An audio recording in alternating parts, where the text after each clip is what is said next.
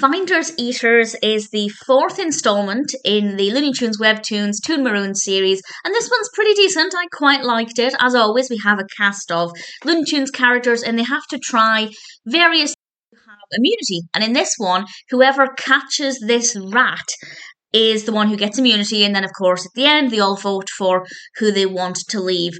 And as always, I won't spoil who gets immunity, nor will I spoil who leaves. We don't get that much of a look at a lot of the characters' efforts. I think it would have been good to have a little bit more focus on each of the characters' attempts to try and catch this rat.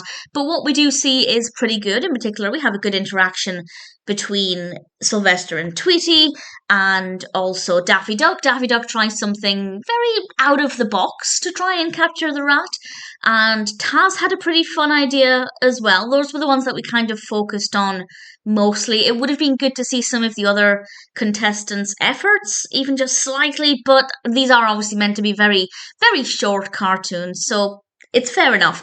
And I won't say, as I said, who gets immunity, but I will say that I personally didn't want the person to get immunity because it's not what I was expecting. There are some characters from previous episodes where I've kind of thought, yeah, I can understand why this character has had immunity this early on because maybe they're not the most interesting, they're not the most well loved. But for me personally, this just didn't go the direction I was expecting. I'd love to know if that's the case for you or if things went the way you'd anticipated. But I'm not too disappointed. I'm still looking forward to watching the rest. I'm still very keen to find out who's going to win because honestly, at this stage, I have no idea. On the one hand, I have my suspicions about certain characters who I think will be in it until the end. But at the same time, there are characters that I think maybe would have been voted out this early on and they're still in it. So I am probably going to be very wrong. So we'll see. Looking forward to it.